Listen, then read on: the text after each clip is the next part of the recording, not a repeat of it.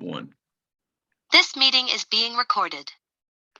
Welcome to another episode of the Less is More Sports podcast. And Matt, I'm not going to lie, man, it's great to be back. It is. For a little bit, until we start talking about all the stuff that made us angry. Yeah, we're going to get started into that as well. So, yeah, getting right into things, picking up where we left off in our last episode almost 3 weeks ago. A lot has happened since our last episode, but, we're going to kick it off into a topic that is near and dear to Matt and I's hearts, and one that we absolutely wish that we would not have been talking about today. And Matt, I'm going to need a second to, get my thoughts together, but can you just sum up what the hell happened yesterday with our Colts? They sucked. There. That's really all you can say about it, because it was, I don't even know how to describe it.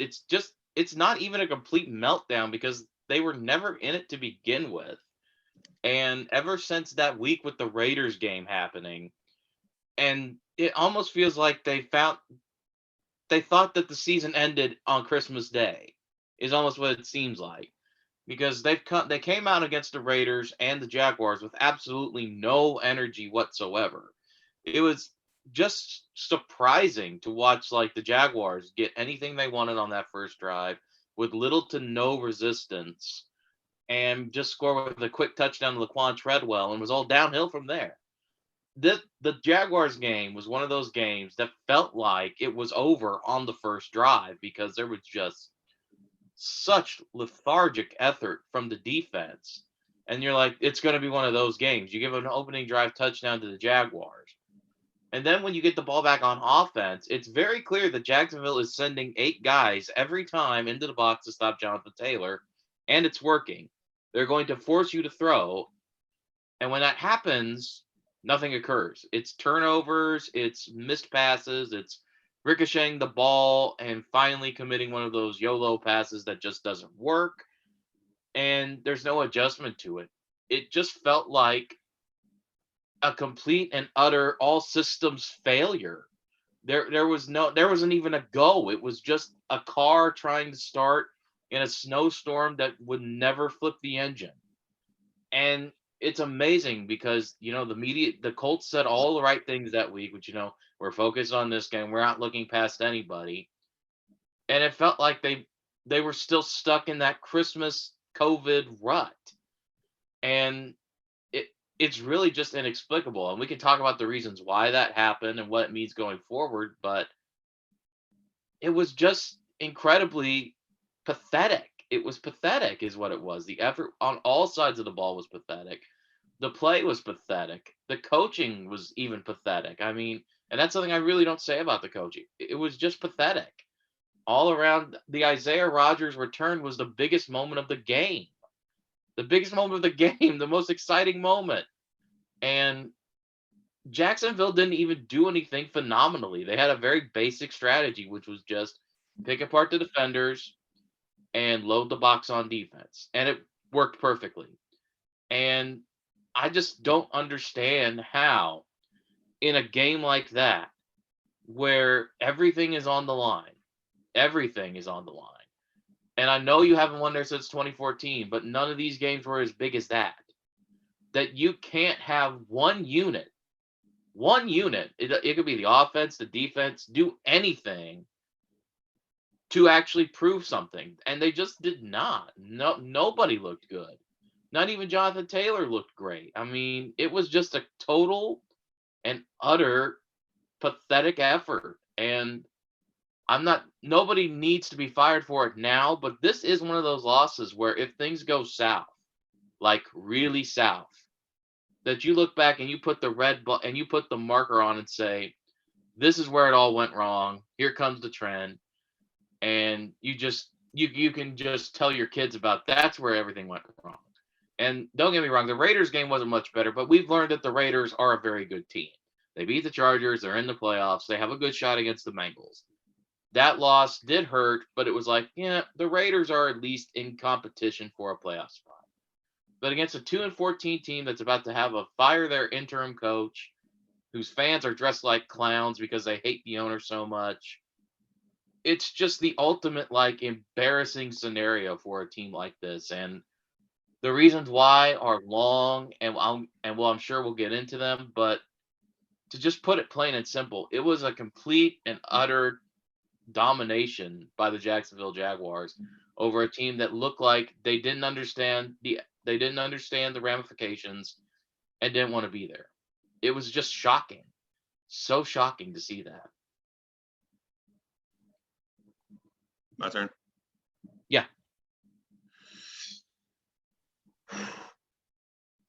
Okay. For those who follow the social media pages, they know what I'm about to say just now.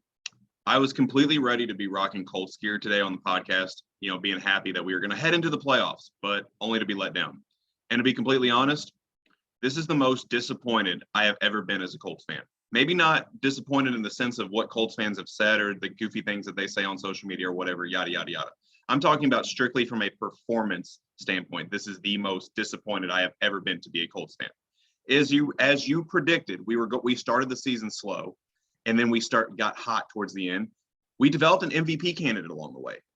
And along with that, we had a league high 7 Pro Bowlers. 7. When the league average for a decent team is 3 or 3 to 5, maybe. We put ourselves into a position to where the last 2 games of the season, we only had to win one of them. Just one. And we don't. And like you said, Oakland, yeah, they're fighting for a playoff spot too. So that loss is somewhat understandable. You don't want to leave it up to chance, but it's somewhat understandable. But the last game of the season against the worst team in the league, the team that is going to be drafting with the number 1 overall pick for the 2nd consecutive year, I might add, just to get utterly dominated on every side of the ball, like you said, is embarrassing. And I'm lost for words. And as you know, on this podcast, I have been a very, very high advocate for Carson Wentz. I thought coming over from Philadelphia, he needed a fresh start. He was going to reunite with Frank Reich and get back to close to what we saw in that MVP caliber form right before he tore his ACL. And Nick Foles, of course, goes on to win the Super Bowl. And at times, I thought he looked very good this season. At times, he looked like he could have been better, but, wasn't anything to crucify him over. These last 2 games, I don't like to accuse anyone of doing this, but he looked like a guy that was trying to throw these games. I'm against Oakland. We had the way he was just missing throws. He didn't turn the ball over, but the way he was just missing wide open throws. And of course, that absolute miss he had with T.Y. Hilton was absolute killer. That could have sealed the game. Just absolutely was crushing. And of course, yesterday just looked awful. And really, the whole team looked like they just did not care. They looked like they did not care that this game meant that they were going to get into the playoffs. And you just can't have that. It is a complete breakdown of, like you said, coaching, ownership, players. I don't know what else to say. You can't be playing for a playoff position and then just not care. That's just not how it works. And to make even matters worse, to me, it looked like almost a foreshadowing moment. Because all season long, the Jaguars and as you all know on this podcast, I refer to Trevor Lawrence as my son, has struggled all season long. And yesterday, he showed why he was the number 1 overall pick for the first time this season. He just absolutely picked apart our defense and just looked like a confident quarterback back there in the pocket, just made all the right plays. And I'm fearing that was the game that he needed to get going. And now our division with Tennessee, that's obviously can turn themselves into a consistent playoff team. Houston, we don't know what the hell is going on down there. But now with the Jaguars, if this is the game that gets Trevor Lawrence going, it's only going to be that much harder to come out of the division. So this might have been our shot to at least get in the playoffs, make a nice little run before we're having to deal with not only Tennessee and Jacksonville going forward. So I don't understand, because Jacksonville had more to gain with a loss than they did a win, but yet they still found a way to outplay us. They had a chance with a win to lose that number 1 overall pick. They didn't, but they didn't lose it, but they still had more to potentially lose with a win. The Colts had everything to lose with a loss, and you just could not tell. It looked like I said, I can't stress enough, they looked like a team that did not care. Carson Wentz and the entire Colts roster looked like a team that was trying to throw this game. Now, and I don't want to put this on Jonathan Taylor because I thought Jonathan Taylor was one of the bright spots we had yesterday. There just wasn't much they could do because the Jaguars stacked the box with 8 guys. And of course, Carson Wentz wasn't doing anything. So yeah, just don't let Jonathan Taylor get going. And he did what he could. But I mean, when you can't get a passing game going and you just stack the box, there's not much you can do. So I'm lost for words. Most disappointed I've ever been to be a Colts fan. I probably scared the living shit out of Bean and Tonks and Doofus yelling at the game yesterday. So I don't know. That's my take, man. That's why I needed a second to just take a breath and just it's frustrating. Yeah, and the thing about it too, with like Indianapolis especially, is that I don't really know how to fix it because if you think the problem is Wentz, what are you going to do? This is like one of the worst quarterback draft classes we've seen in a while. There's no good solution in the draft. You can take Malik Willis or something with the second round pick, 50th overall, but that's not really worth it. The free agent market, you can get a good backup. I wouldn't mind if like the Colts signed Tyrod Taylor or Andy Dalton as a good backup quarterback just in case. So that way, if disease lingers on, it's not the same disruption as it was during that Raiders game. They do have 7 Pro Bowlers, and I understand that the Pro Bowl is a popularity contest a lot of times. So it's really not as important as we want to make it out to be. But the team is too good to tank. They're still too good to tank. They've still got Jonathan Taylor. They've still got guys like that. So and firing the coaching staff, I mean, that doesn't make any sense to me either. You want to know why this franchise sucked in the 80s and up until Peyton Manning? It's because they would do this every year. They would fire everybody every year. That was the MO of the Irsay family before Jim took over. And it just doesn't make any sense to say fire the coaching staff because I look at the other jobs that are open today. I mean, Miami's open. The Vikings are open. The Bears. And all of those have a bright spot. You can have Justin Fields. You can have Justin Jefferson and Dalvin Cook. You can have Trevor Lawrence and the number 1 overall pick, whoever that would be, if they don't trade back for draft capital. Or you could come to Indianapolis and coach Carson Wentz and Michael Pittman Jr. The Colts job, if they open it, would be the last job anyone would want. But, I mean, I do think they're going to do a few things in this offseason to retool, and we'll get into those here in a minute, I'm sure. But I look at the schedule, and honest to God, I just see the season happening again next year. And part of that is Carson Wentz's fault because it's impossible to get excited about Carson Wentz. Even when he's good, he's not sensational. He's not a guy you think is going to come out and win a important ball game. You don't think he's going to outduel Derek Carr. You don't think he's going to outduel Justin Herbert or Patrick Mahomes. You just know he's going to do his best, whatever it is that given night. And looking at the Colts schedule for next season, you've got the AFC West. 4 very good teams, and the worst one is Denver, and we don't know what Denver is going to look like. They could have Russell Wilson or Aaron Rodgers next year. That could be that's like the NFC West this year when it comes to the Colts schedule. Then you've got the NFC East instead of the AFC East next year. So you've got Dallas at some point. You've got Philadelphia, who's a playoff team, and then you have 2 god-awful teams. So that leaves you with the division. We know what Tennessee is. We know what Jacksonville's probably going to be, and we know what Houston's going to be. Still tough. And for your 3 extra games, you get Minnesota, who knows what they'll look like, but they still have Justin Jefferson.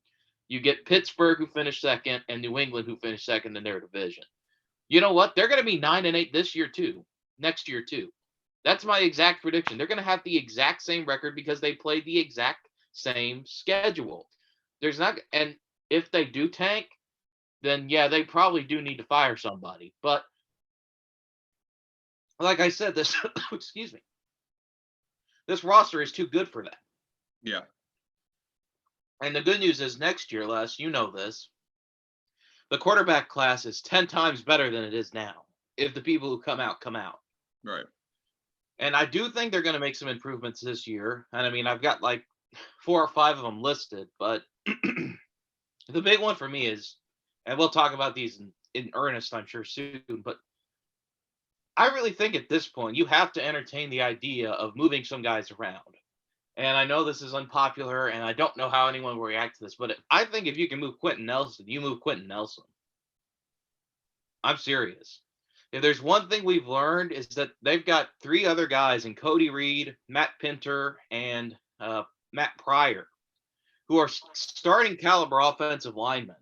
And there's going to be some team who's picking in the first round, who's like the Jets, for example, who you've traded with before and been able to maneuver a bit, that you could trade Quentin Nelson to, get like a Mekhi Benton type, and get a first round pick to get another guy if you're not sure, and build around that, so you don't have to pay a guard $50 million or $500 million at a replaceable position. Secondly, the Colts are probably going to bring in Zach Ertz. I don't doubt that at all. And if they get him on a right deal, it's a decent move, because Zach Ertz knows Carson Wentz. They were friends in Philadelphia. He's a good target. Jack Doyle is probably retiring. I think they're probably, for better or worse, depending on the deal, they're bringing in Zach Ertz. And with pick 50, I honestly think they have to consider drafting a wide receiver, for goodness sake. People are like, they should go out in free agency and get one. I'm like, that's not how it works anymore. When was the last time, Les? And the only one I can think of is DeAndre Hopkins, that somebody acquired or signed a wide receiver that actually ended up having a huge impact. Antonio Brown, and look how it ended. Because you got to develop your own receivers. And Pittman, he's good. He's not going to get it done. He's not a threat. I think they need to draft a receiver with 50, because if they throwing money at Michael Gallup and throwing money at Calvin Ridley isn't going to pay off. It's not. And the only reason I think they're going to throw money at Zach Ertz is because because of the Eagles connections. And that's really what I think. So I really think it's worth it to entertain the idea of trading Quentin Nelson to get more draft capital. Because, like I said, once again, there is no good alternative to Carson Wentz. There's really not. I know he sucks. I know he's in his own head. That game proved it. But who are you going to get? Who? Yeah. You can't tell me that it's worth trading for Kenny Pickett or Sam Howell. It's not. No. There's no good free agent quarterback. Aaron Rodgers isn't coming because we know the Colts aren't going to trade that much to get him. Russell Wilson's not coming because we know the Colts aren't daring enough to go for that move either. So if you're going to be stuck with Carson Wentz until he's off the books, at least create a team around him that can try to be okay. And if it falls apart, it falls apart, because like we said, next year's quarterback class is much better. You can get a replacement. Carson Wentz is off the books. Don't throw money at a wide receiver like Michael Gallup, who's going to miss half the year anyway in free agency. See if you can get more draft capital and still get something in return and save a little bit of money. I mean, that's the only thing I can think of, is that the Colts can't reboot. They can only retool, but they do have the resources to do that. And like I said, I don't think firing Ballard or firing Reich this year is the way to get it done.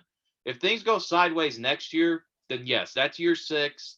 That's years of not making the playoffs. That's fine. I understand that as a business decision. But like we said, there's just no point in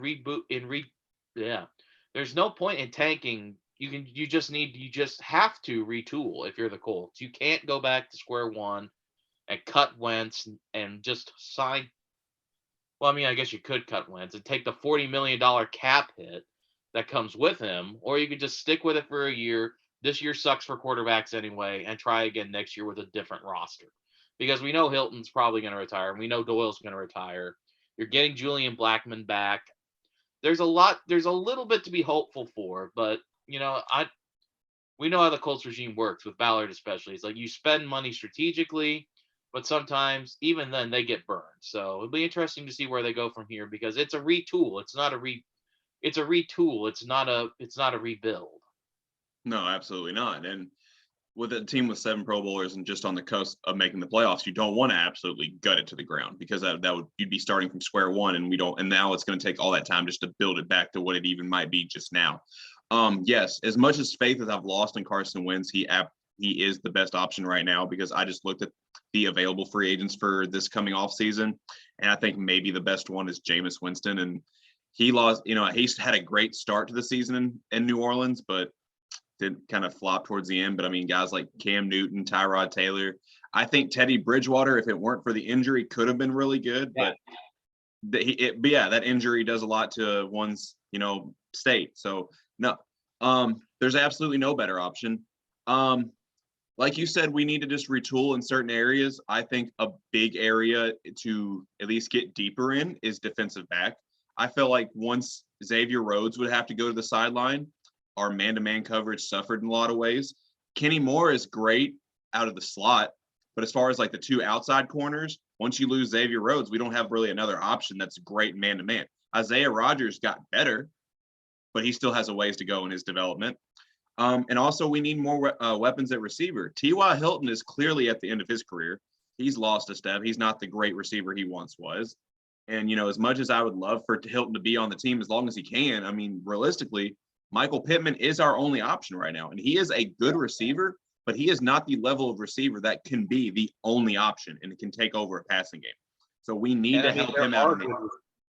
And I mean, at 50, you could be getting Wan'Dale Robinson or David Bell or somebody who's going to make a huge impact.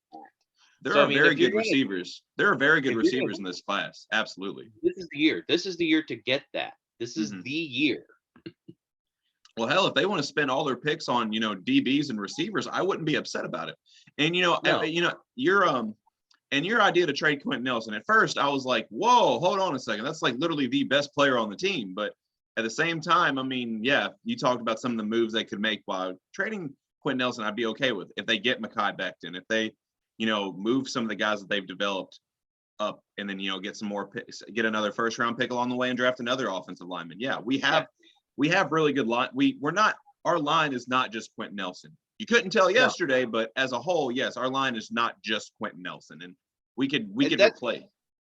And I'm not saying that as an insult to Quentin Nelson or a get lost loser type way. I mean that in the fact he's so freaking valuable. He's probably one of the best guards in the NFL, but that's just it. If there's anything we learned in the past couple seasons, is that position is pretty replaceable, which sucks. It's like running back. You can plug people in there and be fine, but Quentin Nelson, especially in a year where it's a weak draft, number one. And a lot of teams have multiple first round picks. You got to try to dangle Quentin Nelson in front of the Jets or the Jaguars, the Jets or the Giants or somebody and say, you can have the best guard in the NFL and pay him $500 million, and we'll put in Cody Reed, save the money, and get another first round talent of some sort. But that's why I say that. I mean. And this is the epiphany I've kind of had for the past couple of weeks with the Colts, is that the Colts are an elite team in an NFL that doesn't exist anymore. Because it used to be, if you were good in the trenches, if you had a good offensive line, if you had a good running back, if you had stars on defense who could go lock down at some point, that you could have a game manager at quarterback or a less than elite talent at quarterback and make it to the Super Bowl. But it's not like that anymore. You've got to have skill position guys who are at the top of their game. You've got to have a deep threat. You've got to have people who are going to make explosive plays. And I look at the Colts offense, and outside of Jonathan Taylor, especially if T.Y. and Jack Doyle retire, where are those explosive plays going to come from? No one. So the Colts are an elite team in the NFL of 10 years ago. And it pains me to say that because they're still quite good, but they're just a step below where the other teams are. The other teams in the playoffs have, number one, elite quarterbacks, and number two, elite playmakers at the positions that matter, whether it be tight end, whether it be wide receiver, whether it be, and basically any offense position that requires a lot of skill. Those are the things that I'm noticing from the teams that are the favorites. They have really good quarterbacks, which seems obvious. But I mean, lest we forget that in our lifetime, we did live in a Super Bowl that featured Rex Grossman. Lest we forget that happened. But the Colts are effectively like, and my friend and I made this analogy yesterday, they're a lot like those Chiefs teams that had Alex Smith back in the day. They're very good at every position except the ones that make the big impact. Yeah, the ones that put them over the top. Yeah. Yes. And it sucks to say that, but we all know how that ended. And we all know who the GM who brought in the guy who ended that streak was. So let's just hope lightning will strike twice. And maybe next year, maybe after another 9-8 type year, where once again the team is set up for success, you can drag in or trade up for one of these young guys who's coming in, and that'll fix all your problems. Wentz is off the books. You've got a young quarterback. You've got a team ready-made around him. You don't have a lot of huge contracts outside of Darius Leonard. You're set up for success. And that's why I think the best case scenario is for Indianapolis. Retool, stay the course, try to make it through one more year of Carson Wentz and see how well it goes. And then next year you swing for the fences. You just swing for the fences. See who you can get out there. See if you can draft someone who's going to be an impact guy. And just trust Ballard to make a Patrick Mahomes decision. And that's really what it comes down to. That's how they get to the next step, in my opinion. I have a hot take. What? I think our answer at quarterback is already on the roster. He's just not the one starting. No, we are not entertaining the Sam Ehlinger delusions. Oh, well, I thought you meant Jacob Eason, by the way. No, I'm talking about Sam Ehlinger. I think Jacob Eason's the answer, man. God, how many? Isn't he gone? I think he's hurt, but remember how many tweets there were?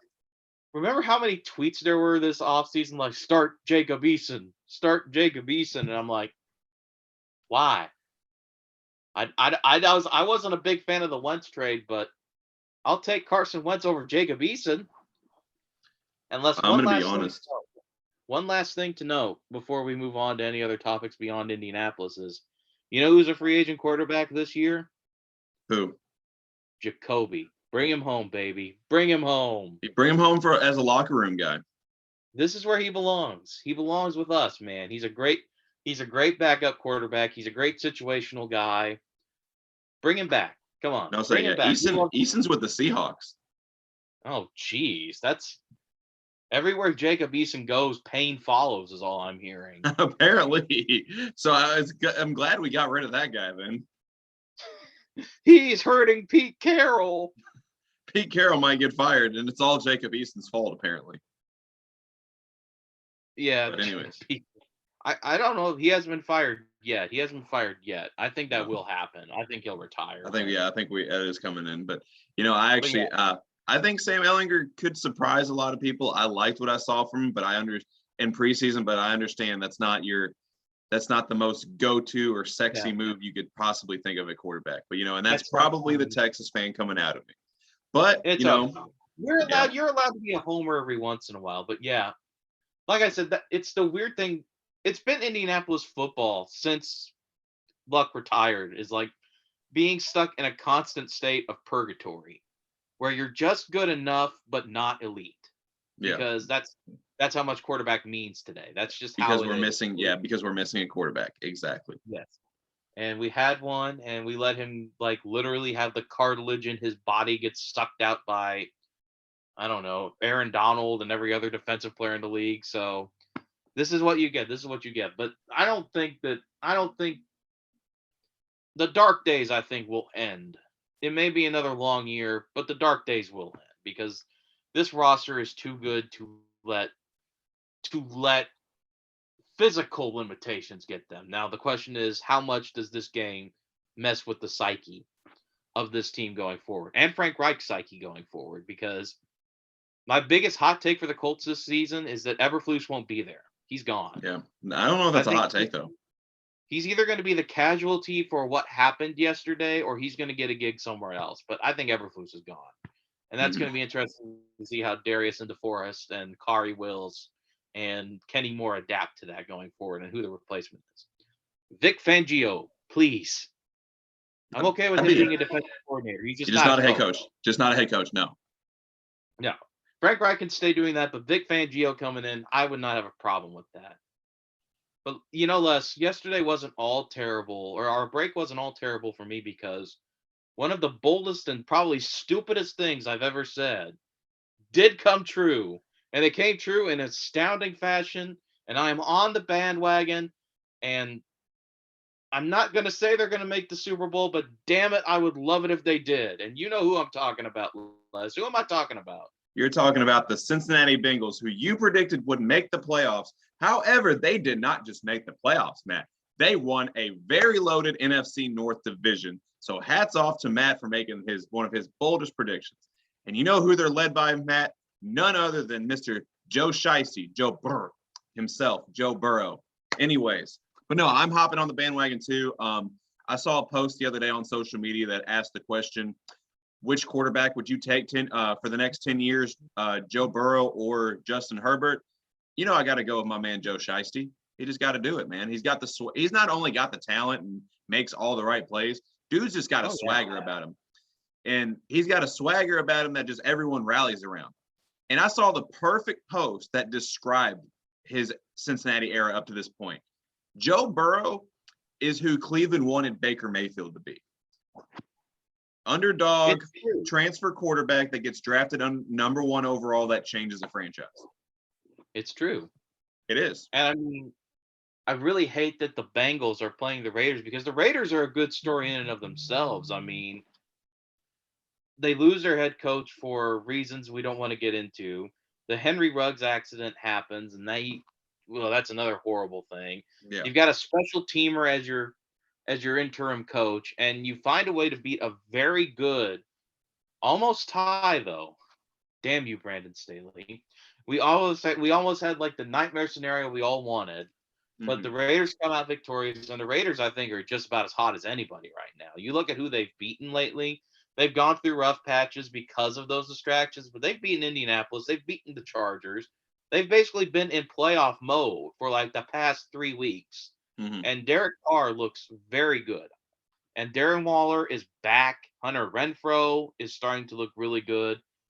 This Bengals and Raiders playoff game, it's a great way to start the NFL playoff weekend because I think there's going to be a lot of points going on there. If you do playoff fantasy, you need to like look into this game because you've got Jamar Chase, you've got Hunter Renfrow, you got Darren Waller, you got T. Higgins, you got 2 very good quarterbacks. And the astounding thing about it is of all the quarterbacks who are going to play on Saturday in the NFL, Derek Carr is 4 years older than all of them, I think. He may be 5. So Derek Carr is the old man at like 26 playing quarterback for the Raiders. So that's how the NFL playoffs are going to start. I think that's a great game. I can't wait to watch it. I think the Bengals are going to win, and I'm going to say something outrageous. The Bengals are going to win that game by a final score of 49-42. Oh, he's going for a shootout. I'm taking a shootout, man. I think that's how these offenses are clicking. The Bengals, when they beat the Chiefs, scored what, 34, and the Raiders scored what, 35 last night. So it's not impossible. It's not impossible with a little bit of rest and a little bit of angst on the defense. You know, it's your first big playoff thing that we could get that kind of game of a real shootout. I'm very excited. So I'm going to say something that's about to blow your mind. Derek Carr is actually older than me. He is 30 years old. Oh my God! I thought Derek Carr was like 27. No. Because I remember when he was drafted out of Fresno State. I remember he was older than me.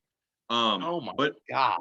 But what's what's really amazing about the Raiders going to the playoffs is that Derek Carr has technically actually never been to the playoffs. You know, he had an MVP-like run a few years back, but obviously broke his tibia and was not able to play in that game. This is his first opportunity, and which is really crazy to say because I've always been an advocate that Derek Carr doesn't get the respect that he deserves. He's a really good quarterback. I mean, he's on that borderline top 10 in the league. But we don't talk about him because he hasn't done anything in the playoffs. Never even played a playoff game. But now he's finally going to get that opportunity, and I'm interested to see what he does. The only thing is, he is going against, in a head-to-head matchup against a second-year quarterback that I'm just extremely high on. And I cannot say enough because what he's been able to do in 2 years at Cincinnati should not be overlooked. And he's coming off of a torn ACL, no less. We can't forget about that. That's amazing in its own right. So this is a quarterback battle in a first round for a first round game that's got a lot of storylines to it. And I like as a former sports writer, I like it. We only got a couple other storylines across the league. And, I'm going to get into one that I know neither you or I want to talk about. But the Titans end the season with the number 1 seed, despite losing their MVP on Halloween. And so I asked this question: should Mike Rabel be the coach of the year? I'll say yes. I mean, when I think about guys who are coach of the year candidates, it's either him or Matt LaFleur. And Matt LaFleur had Aaron Rodgers all year. He had Matt LaFleur. The Packers have had injuries. They've had COVID, but not in the way Tennessee has. And I mean, I do admit that Tennessee did play a fairly easy schedule going down the line, but still, when your heart and soul gets ripped out and shown to you when Derrick Henry gets hurt, and you go some weeks without A.J. Brown, and you go some weeks without Julio Jones, and Julio Jones really wasn't the impact guy we thought he was going to be this year, you're doing something right, because I was among the people who thought in the offseason that Tennessee's offense was going to be fine, but their biggest problem is going to be their defense is a sieve. And I looked at their defense this year, and it was really good. I mean, when they played the Colts, it was good. When they played anybody of importance, it was good. And especially in that Rams game, the Titans had no business winning that game.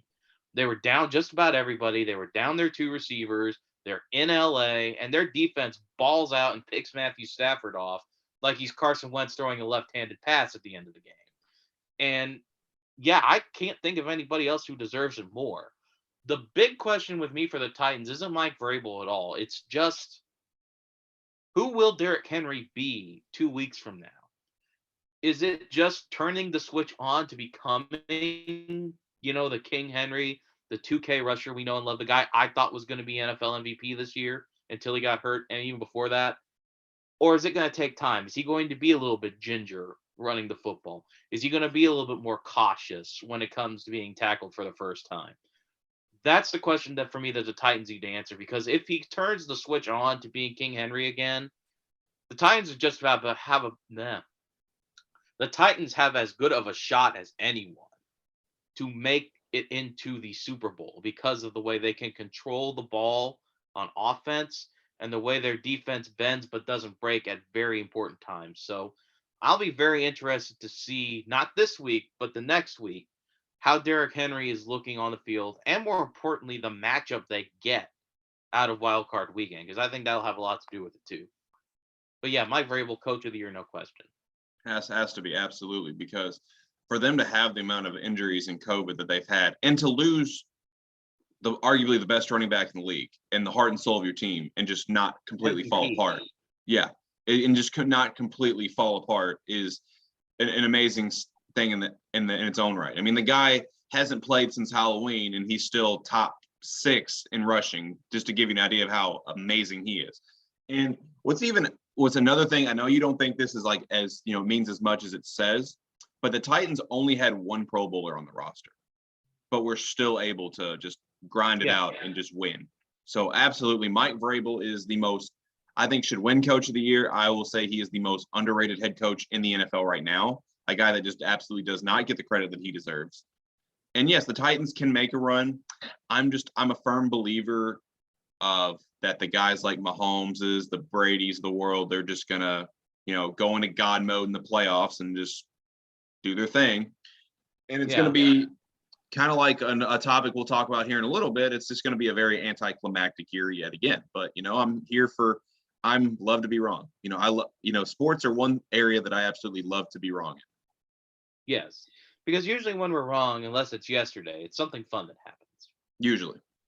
Even though I do have to admit, when I found out the last game was at Jacksonville, I was like, oh no. Because, there's history there. But speaking of teams that are in Florida that look like they can win, Tampa Bay, ravaged right now with injuries, with the Antonio Brown situation. And yet I still think that they're not going to have much of a problem in the playoffs, at least with Philadelphia. Because number 1, you've got Tom Brady. Number 2, you've still got Rob Gronkowski. Number 3, Cameron Brate is right there. And they still have a very good, underrated defense. And Vita Vea has been playing out of his mind lately. Who just got a contract too. I know. So he's playing with money on his mind. So Les, I got a question for you, and that's how far is Tampa Bay going to go? I think they can get right back to the Super Bowl, because the reason I say that is they pretty much have the go-to quarterback. That goes without saying. Like you said, they have a very good defense. The heart and soul of that defense just got a payday. They still have enough weapons to get it done. You just can't count Tom Brady. I think they can absolutely get to back to the Super Bowl. The only problem is, well, I know a lot of people are, picking Green Bay, and I get that. Aaron Rodgers is out to prove somebody wrong, and I'd love to see it happen because, I absolutely love watching Aaron Rodgers play, and I want him to have all the success in the world. But Aaron Rodgers has that monkey on his back when it comes to the NFC Championship game, and that's always a big question mark that he has, and that is a question mark that Tom Brady never has. There is never a game that is too big for Tom Brady. And then at the end of the day, as Stephen A. Smith said in a commercial, probably even way before you were even born, he said, quite frankly, they have Tom Brady, and quite frankly, that's all you need. Yeah, I'm throwing it back with that one, because that was a show on ESPN that not many people remember, the Quite Frankly show. But anyways, no, I think they can go very far. And it's like, I was talking to one of my friends, and he made a Facebook post that said that, talking about all the injuries that the Bucs have and all the people that are down, and he said the GOAT is done. And I literally just commented and said, you just made the Cardinals sin right there. Because anytime you never say that about Tom Brady. No, it doesn't matter. All hope could seriously be lost in the world. You say something like that, it's a flip. He's got a chip on his shoulder that we've never seen in any player in sports history. So that's absolutely nothing you can say. So do you see any scenario in which Philadelphia can win that game? Well, I mean, anytime you have the best team.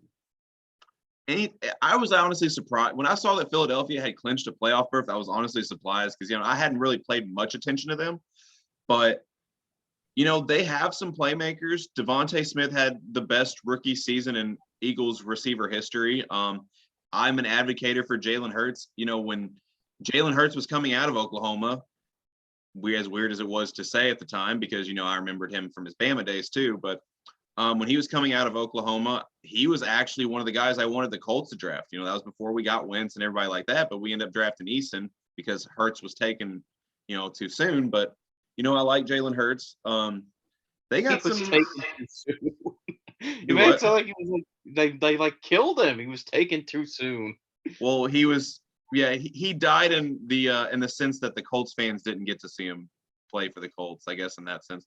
The Jalen Hurts to Indy, I guess, idea died, I guess is what we're saying. That's, I guess, what we're saying. But, this Eagles team reminds me a lot of those classic Eagles teams that I grew up with. They have a lot of good playmakers. They just don't have a lot of depth at the lines or the defense that you really want. So, obviously when you have the best players in the world, there's always a chance. I mean, if you would have told me coming in, yesterday, I wouldn't have thought the Jaguars had a chance against us, but was I wrong? Or was a lot of us wrong? I mean, the only thing, like you said, the only hold on a second moment about that game is that the fact that it is in Jacksonville and we hadn't won there since 2014. But these are the best players on the planet. There's always a chance, but no, I don't think it's going to happen. No, I think Tampa Bay, like I said, it's Tom Brady in the playoffs. You don't want to bet against that. That's true. You know who I am kind of betting on in the playoffs, though, against all odds? Who? You may laugh at me for this, but I'm betting on Jimmy Garoppolo. The 49ers. I don't know about that. Well, let me explain why. The 49ers, to me, are a good example of a team that can go on a very deep run and also get blown out in the first game. Mm-hmm. They could go on the deep run because they have a championship pedigree. They went to the Super Bowl not too long ago. They've got some good weapons. They've got a good defense, and they're very hot as well. They went through a very odd stretch there, but Elijah Mitchell, Brandon Ayuk, they're playing very well. Deebo Samuel, you saw what he's capable of yesterday. I think that the 49ers have they have a great chance against Dallas. After that, it's going to be matchup oriented, how they match up with whoever they get. But don't forget that these guys did almost defeat Green Bay at one point this year. They may have lost to the Colts, but they've had some injuries and some weird coaching decision stuff going on too. They can also pull Trey Lance out of a hat and see what he can do on a couple plays. And I know that Dallas just blew out Philadelphia. They're a playoff team, but Philadelphia wasn't playing anybody. Half their team was on the COVID list. They're trying to get that out of the way.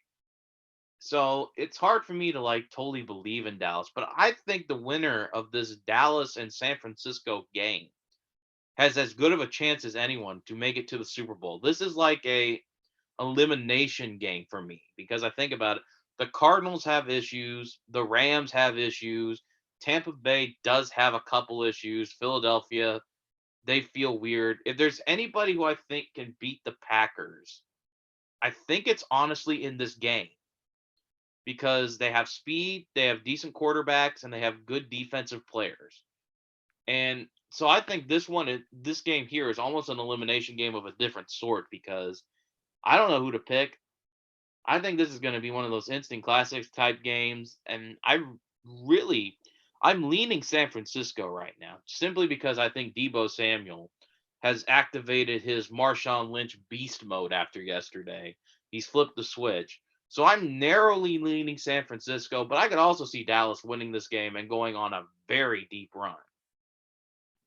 I think this is the year that Dallas proves that they can make a run in the playoffs because, we hear it every year from Cowboys fans. It's our year. It's our year. Well, as far as winning the Super Bowl, I don't know if it's their year, but, we haven't seen a deep Cowboys run in quite some time. So I think this is a year that we are well overdue. And like you said, both teams have some playmakers on the defensive side of the ball. The difference for me for Dallas this year has been the play calling on offense from Kellen Moore. The job that he's done is absolutely phenomenal. Dak is getting back to his, great form. And I think Dak gets a lot of disrespect in a lot of ways. And in a lot of ways because he is the Cowboys quarterback.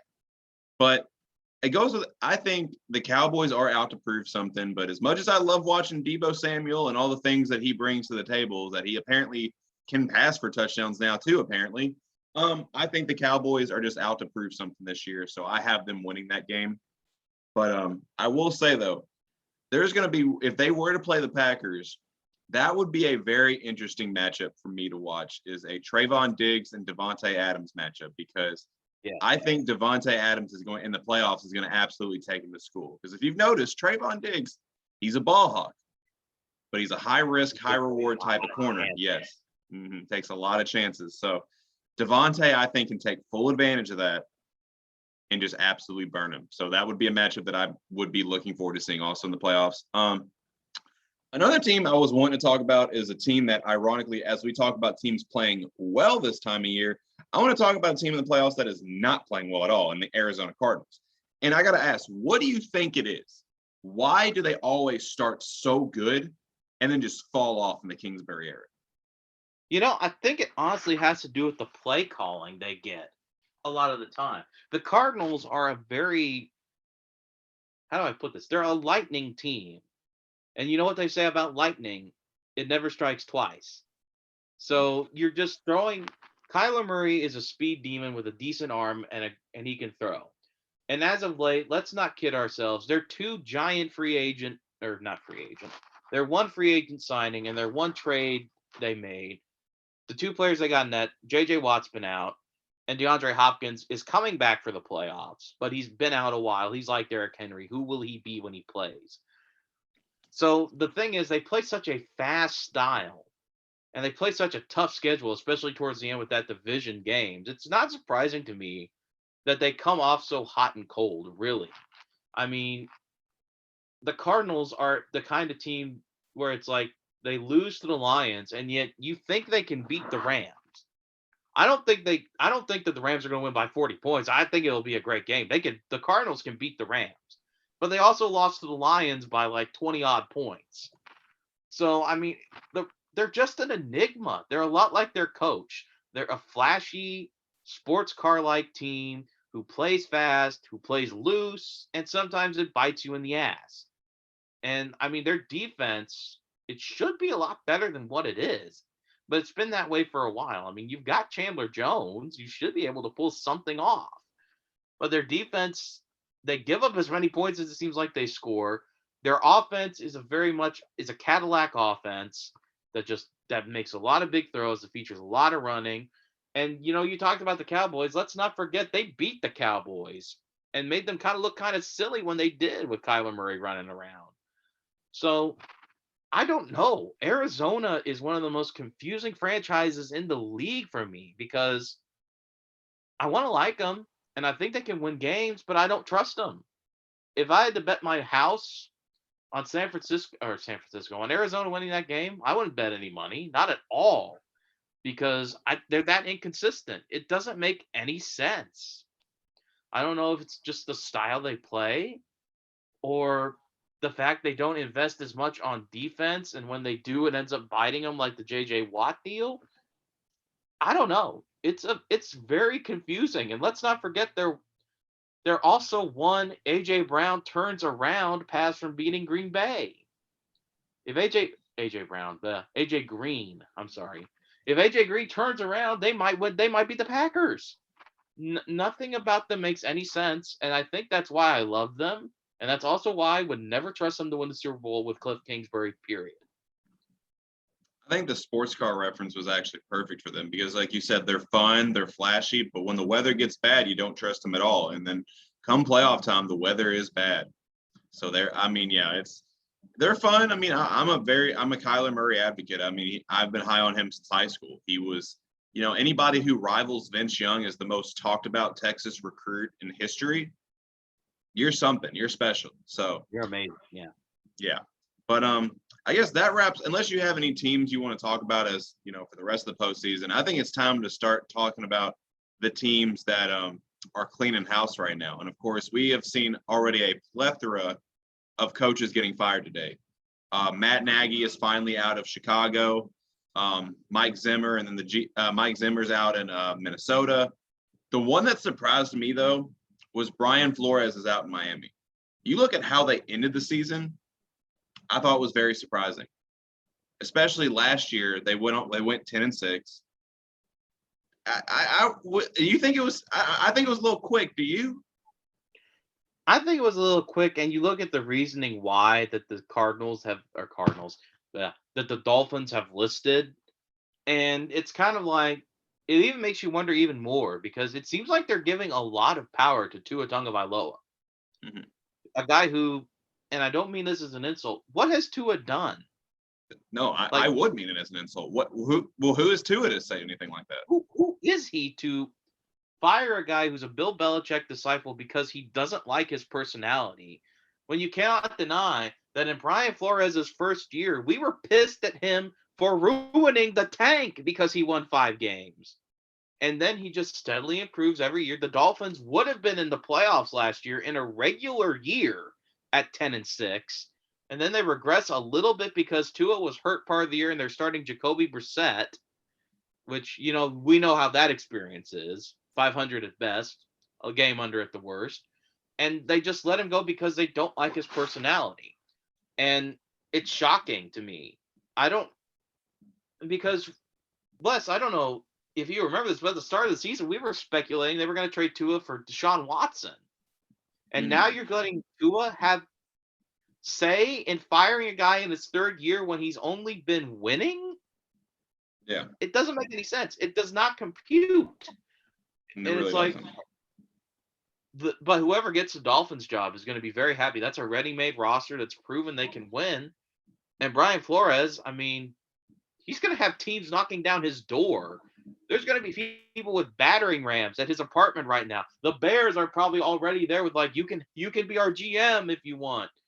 I mean, it makes no sense to me why you would get rid of a guy in year number 3 who's showing improvement, who took what would have been a demoralizing season of 1-7 for most teams and got you back in it, who swept New England, who challenged Buffalo, who would have gotten you into the playoffs last year if anything made sense. And now you're just, well, Tua doesn't like you, and our general manager doesn't like you. They say you're a little bit abrasive. Bye-bye. Too bad. You're going to have to work with people you don't like because they get the job done. I do it all the time. Who are you going to get? There are good guys they can get. I mean, Eric Bieniemy is always an option. Byron Leftwich is always an option. But I don't know why you would screw with it if it feels like it's working over personal differences. Do you think that Bill Belichick and Tom Brady hated each other at the end. They still won 3 Super Bowls. You think Peyton Manning and Tony Dungy were like, I love you, Tony. I love you, Peyton, all the time? No, they were not like that. You've got to have a little bit of conflict because it pushes you to be better. Exactly. This move makes little to no sense, but there is going to be a lucky team somewhere that's going to get a really good coach in Brian Flores. And as for the Dolphins, you reap what you sow. If you get a bad coach, you reap what you sow. You made the decision. You're going with Tua. You're giving him the power. Make your bed. Lie down. Enjoy the AFC East. That's all I can say. And that's really why the Dolphins haven't been relevant since Dan Marino. So, but anyways, yes, I agree. Brian Flores is going to get a job back in no time. I don't see it being Chicago because I do think the Bears are wanting to go for an offensive mind because they have a young potential stud quarterback in Justin Fields that they want to at least give him the best chance to make something of himself. And as far as Byron Leftwich goes, I actually think Byron Leftwich is going to be the next coach of the Jacksonville Jaguars. On paper, it's too perfect. He's a former Jags quarterback. He's an offensive mind. And you have a young quarterback in Trevor Lawrence, a.k.a. my son, who showed a lot of promise in his last game of his rookie season. So that being said, that wraps up everything we know so far as the coach is fired. Unless somebody else got fired that we don't know about. Let's see. Maybe Dave Gettleman retired. It's interesting.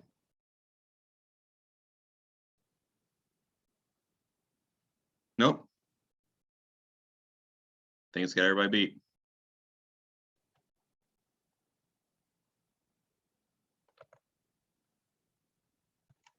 That's never happened. This meeting is being recorded.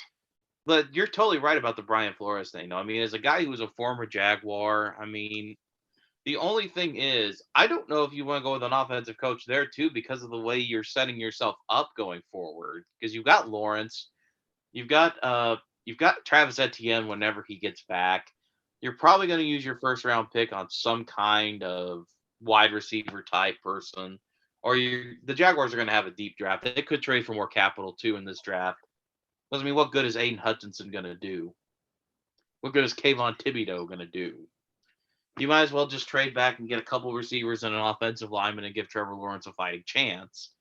So yeah, I that's the only thing I could see why. But I think the Brian Flores to Jacksonville would be a pretty good move. I can't deny that. So I think that wraps up everything we got to say for the NFL. So we are going to now kick it to the recap of the end of the college football season. And before we get into like the real important games, we'll talk about some of the other bowl games. Obviously, Kentucky has won their last 4 bowls. Obviously, a record for the Wildcat program. What is the ceiling for the Cats going forward? You know, this is the thing, and I don't want Kentucky fans to hate me because I think they're a good program. They're a great program. They've been resurrected. Stoops deserves to be coach for life.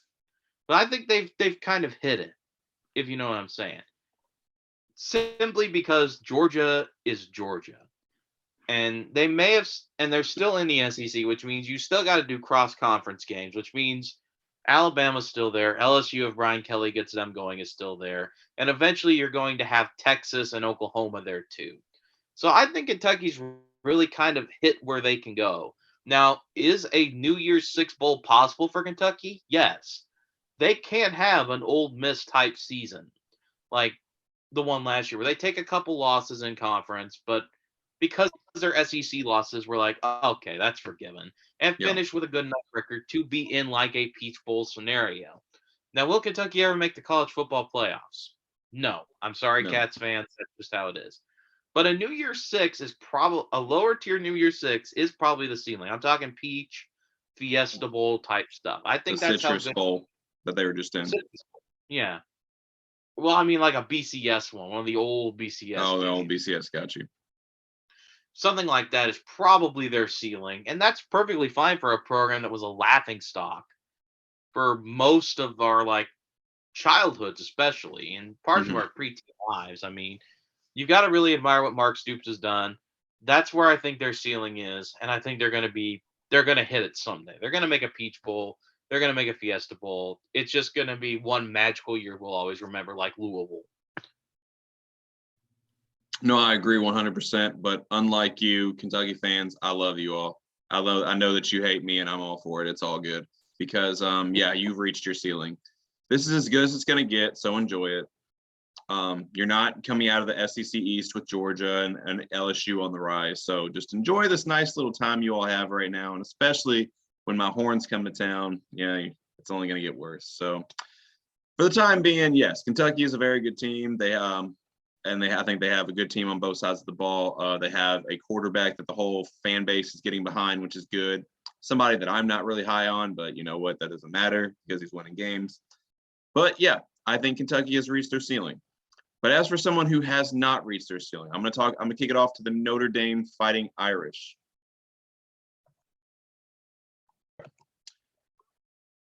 All right.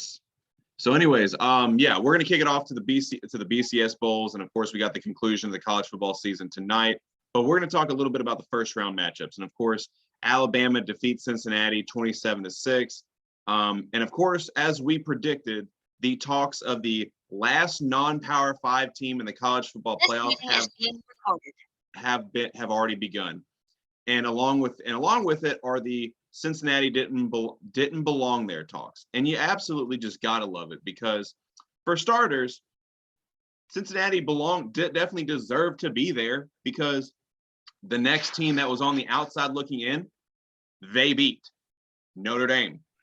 And of course, yes, we talk about how, yes, and we knew that when Alabama defeated them that we are going to hear this, but here's a couple things wrong with that. A, Alabama does this to everybody. B, the average margin of victory in the first college football playoff game is 21 points. They're fitting right in. It's just because they're a non-Power 5 team, it's because they're a little different that you all feel some type of way about it.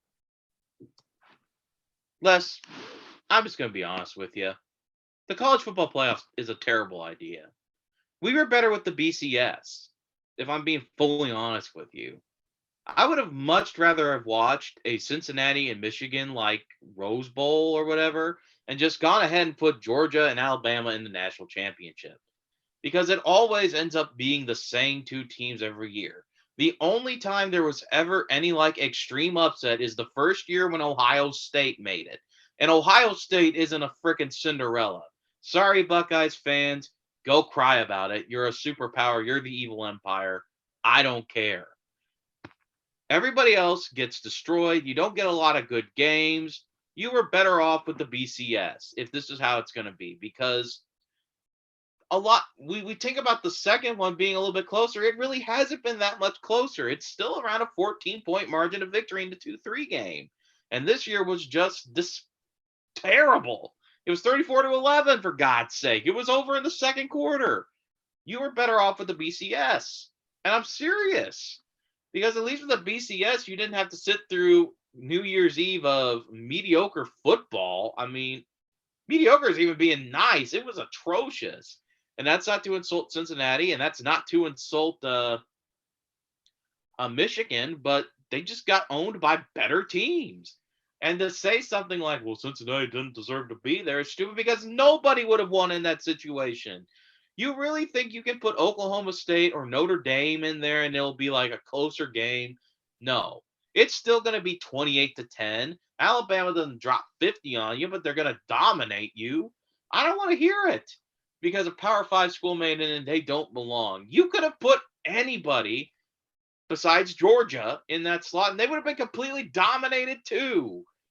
It doesn't freaking matter. We should just go back to the BCS. The playoff is a sham, is what I'm trying to say.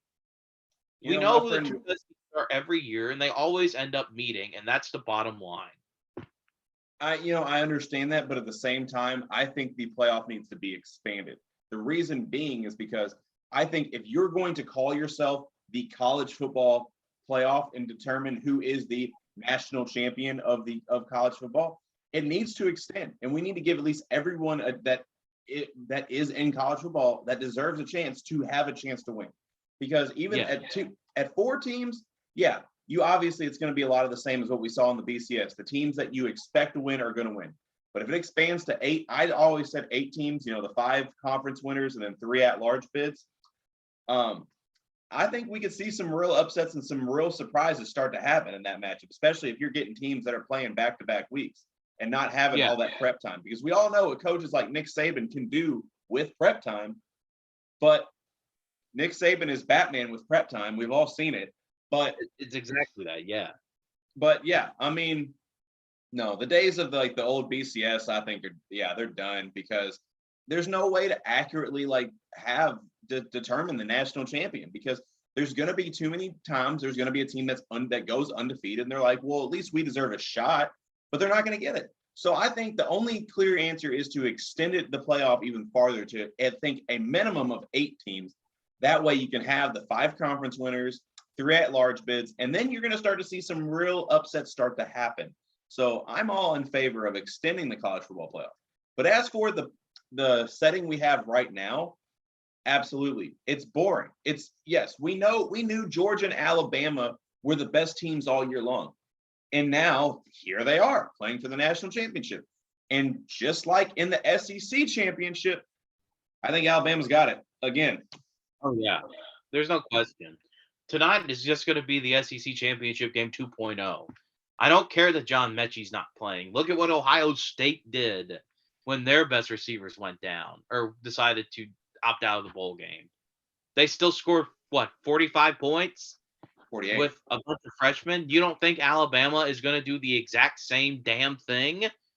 I don't care. I don't care John Mechie's out. It's going to be the exact same game. It's probably going to be 42-35 or 42-28, and it won't even feel that freaking close. Congratulations, Alabama. You're going to win it again. And if Georgia wins, I will honestly be more shocked than the Colts losing to the Jaguars. That's how confident I am in Alabama.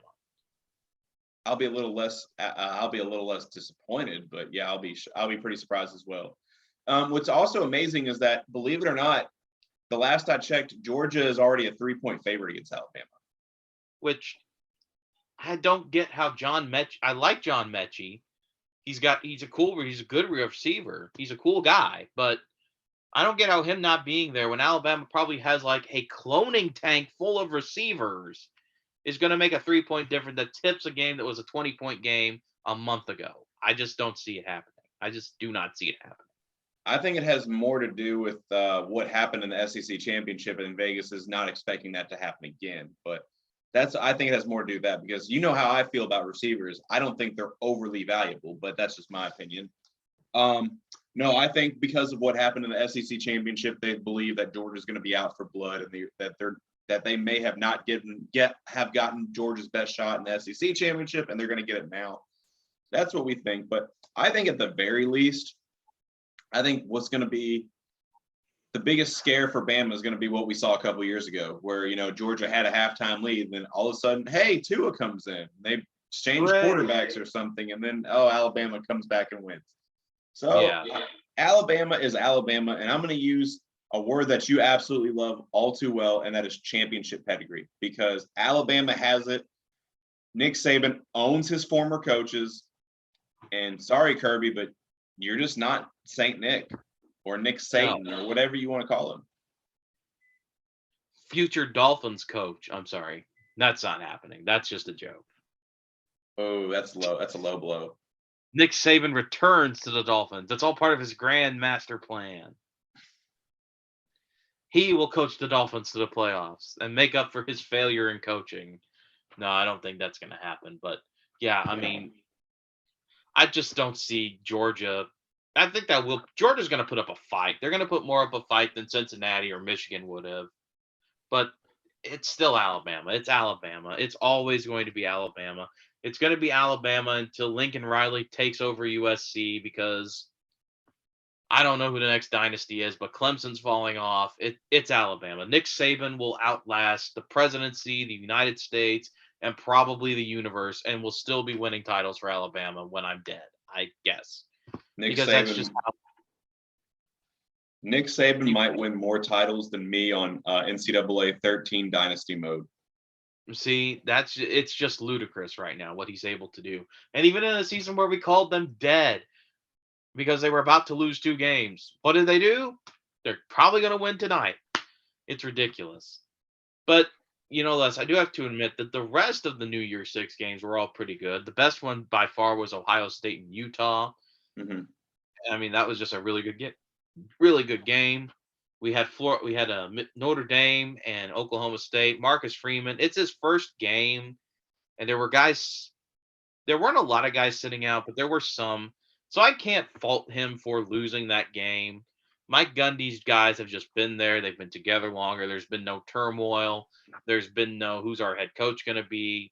He's just Mike Gundy coaching a team. So I'm not going to hold that against Marcus Freeman at all. This is more of like an exhibition game for what Notre Dame could be going forward. They've already gotten the big transfer into safety from Northwestern. They're going to be fine. Ohio State, Marvin Harrison Jr., the Colts should have a legacy contract for him already. I want him on the roster tomorrow, and we can retire his number when the time comes, just like his father. How's that sound? I saw a post that said that we need to draft Arch Manning and Marvin Harrison Jr. and just run it back. I saw that was one of my favorite posts too. It's like 20 years from now, Arch Manning hands the Vince Lombardi trophy to Marvin Harrison Jr. as the Colts defeat Tom Brady in Super Bowl 58. Oh, you gotta love it. I would actually love to see that. But one of the bigger stories was actually in a bowl game that kind of sucked.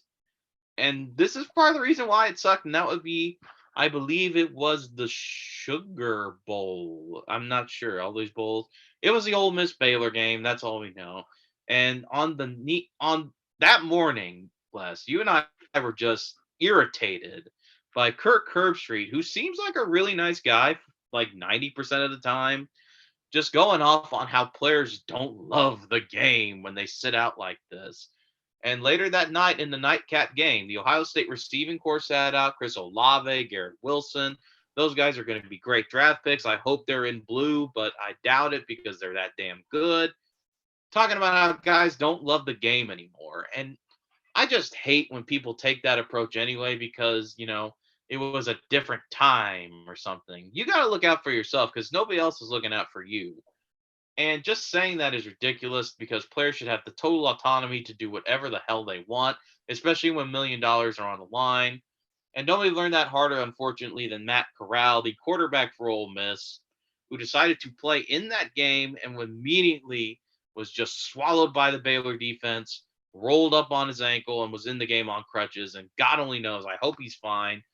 But that's the kind of thing that makes statements like that so stupid. Is that Matt Corral could have just cost himself millions and millions of dollars, but at least he loved ball. Matt Corral is fine, which is good. It was only a sprained ankle, enough to where he wasn't going to finish that game, but not enough for any long-term damage, which is the good news there.